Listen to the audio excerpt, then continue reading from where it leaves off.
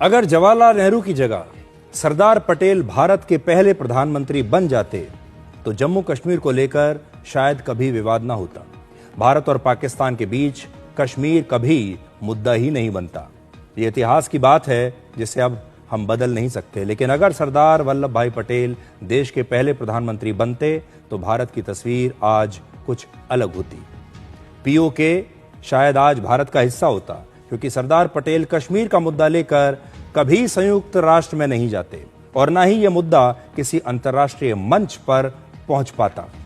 चीन और पाकिस्तान के खिलाफ हमारी विदेश नीति कहीं ज्यादा कठोर होती। सरदार पटेल चीन पर कभी भरोसा नहीं करते थे और चीन के प्रति जवाहरलाल नेहरू की नर्म नीति से वो हमेशा असहमत रहते थे।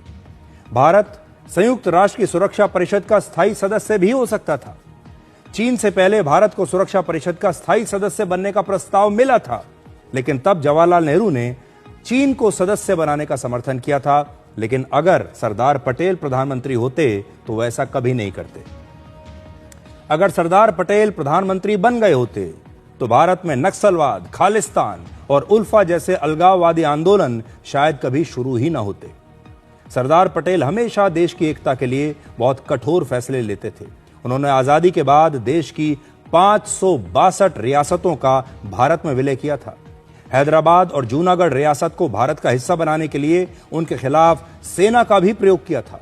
और शायद आज हमारे सिस्टम में टुकड़े टुकड़े गैंग और अर्बन नक्सल्स की कोई जगह ना होती अगर वो प्रधानमंत्री बन गए होते। शायद इन शब्दों का हमारे देश में जन्म ही ना हुआ होता। सरदार पटेल धर्म की राजनीति के बहुत खिलाफ थे। उन्होंने मुस्लिम लीग जैसी धार्मिक राजनीतिक पार्टियों का खुलकर विरोध किया था। अगर वो प्रधानमंत्री बन जाते तो भारत में मुस्लिम तुष्टीकरण की राजनीति ना होती और भारत में चुनाव में बार बार जो मुसलमानों का प्रयोग किया जाता है मुस्लिम तुष्टीकरण के लिए, वो ना होता। यूनिफॉर्म सिविल कोड जैसे कानून बहुत पहले भारत में लागू हो चुके होते।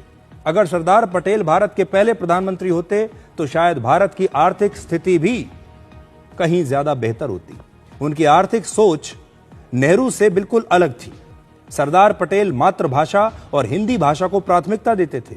अगर वो प्रधानमंत्री होते तो देश की भाषा और हमारी जो भाषा नीति है वो बिल्कुल अलग होती।